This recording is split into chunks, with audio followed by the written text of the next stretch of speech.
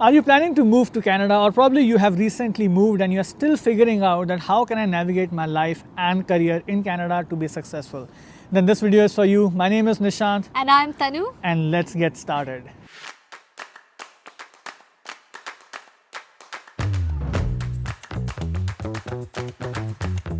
The very first and crucial thing to keep in mind is that we should never compare ourselves with others. We also recently created an Instagram reel about this particular topic, and it garnered a lot of views. A lot of people commented and sent me direct messages also saying that, Nishant, this is exactly what I wanted to hear. I was actually falling into this trap of comparing myself to other immigrants. So thank you so much for pulling me out of it.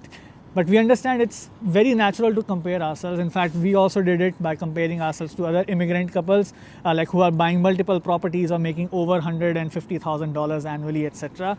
But trust me guys, these comparisons are never going to help you. Instead of taking inspirations from them, we end up questioning our skills and experience, and we start finding flaws in ourselves, which is, to be honest, is not that healthy. So we have to understand that every immigrant will have their own unique journey. Things will fall into place for you as well, but at a perfect divine timing. You just have to be consistent with your efforts and trust the universe. Another very important thing that we cannot stress enough is to learn the language that is English. Though we make all our vlog style videos in Hindi, but all our informative content, just like this one, is always in English. But I have seen that there will be 1 in 10,000 people which will still comment in these informative videos saying that, hey, why can't you speak in Hindi? Are you ashamed of your own language? But they don't understand that the reason that you're watching these videos is because that you're interested in this topic called Canada, be it immigration, job, or life in Canada. English is the official language of Canada. That is why you need to learn it and improve yourself in it to fully immerse yourself in the Canadian culture and, more importantly, to succeed in the Canadian job market. Hence, it's important for you to keep upskilling yourself and enhance your English speaking skills. And recently we found about this app that we have been using since last 2 weeks called Bold Voice. It's an amazing tool to help non-native English speakers like most of us to speak with more clarity and confidence by providing coaching on English pronunciation, accents, and speaking strategies. And what's really cool about this app is that when you complete a lesson, you can practice words, sentences, or even whole conversation by speaking into it, and its advanced speech AI instantly analyzes and provides you detailed feedback on each sound. Let me show you how it works. Wound. So it gave me an instant feedback, and it seems I did a pretty bad job. My W sounded like V. So now let's give it another shot. Wound. And this time it seems I did much better, but still, as you can see, there is a scope of improvement for sure. There are a lot of bite-sized, personalized video lessons based on your native language, and these lessons are taught by Hollywood speech and accent coaches, so you know that you are getting a class-leading experience. At the time for preparing for IELTS, we all are very serious about improving our English. But as soon as IELTS is over, we start taking our English speaking skill for granted. But we do not realize that the more confident we are in our communication, the better are our chances in nailing that job interview and getting the opportunities that we deserve.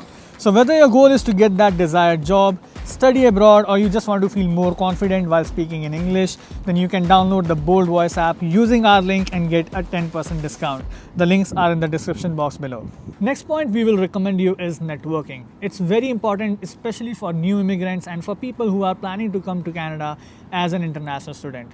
Most of you guys who have been watching us over the years would have already heard us saying this probably a million times. Luckily, we live in a time where networking can start even when you are still in your home country.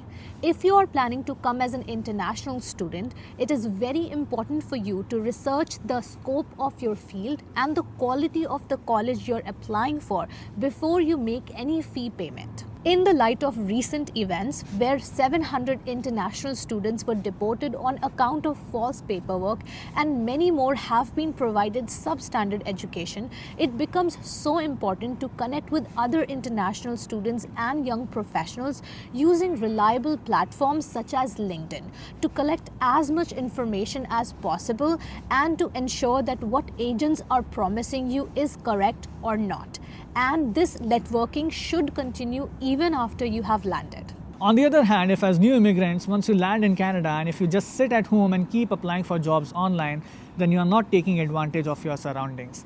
The fact that you are in Canada gives you so much opportunities to learn from new immigrants.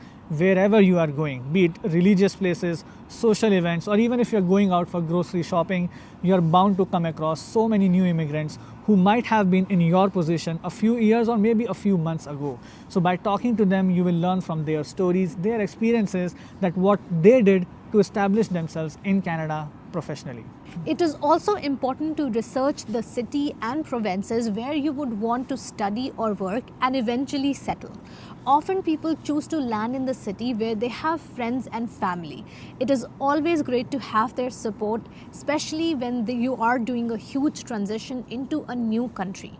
But it is also important to check for the scope of your profession and your income, and also the cost of living of that city. And if you are an international student, then the ease of getting PR in that province. Often international students find themselves studying in one province and then eventually moving to another province just to get their PR.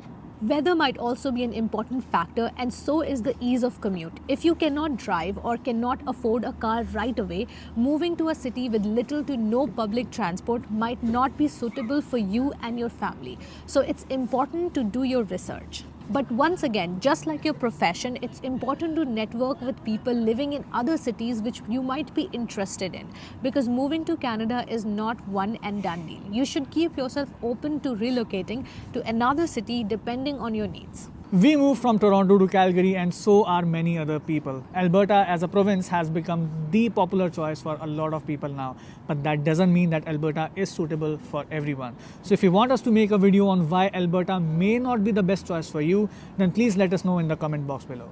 I think there's some birthday party getting started here, so we might have to change our location. So let's go indoors and continue with our video.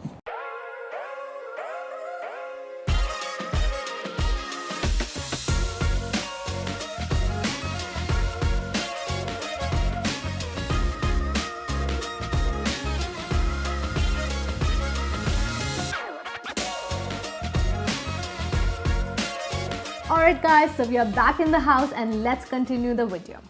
So the next point is to take advantage of government funded programs. Canada provides a lot of pre-settlement and post-settlement services for new immigrants to help them not only with their employment but also to help them integrate into the Canadian culture.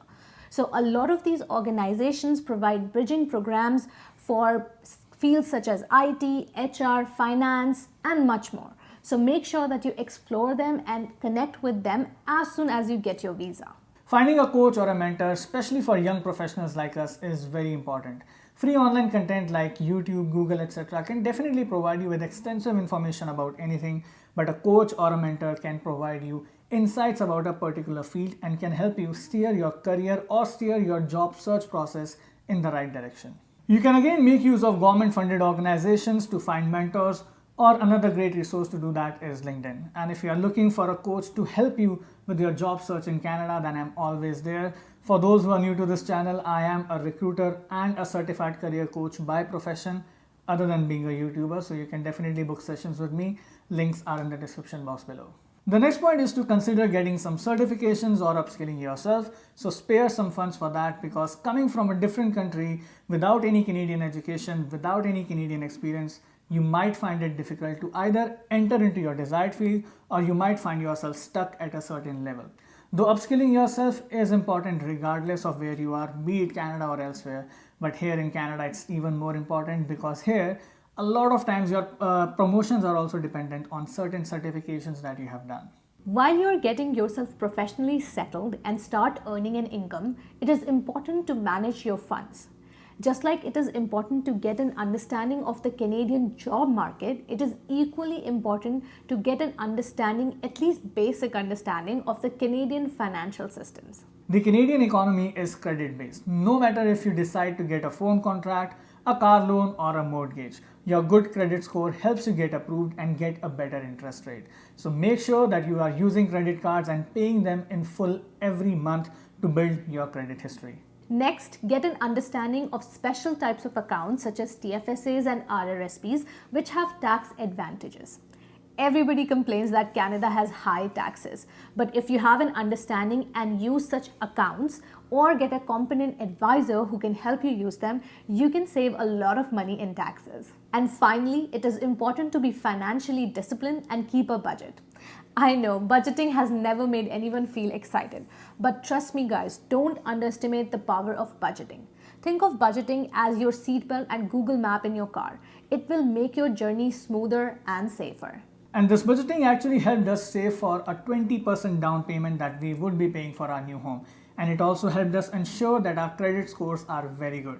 So when you pay your credit card bills on time and use less than 30% of your available credit limit, then it helps you achieve a higher credit score.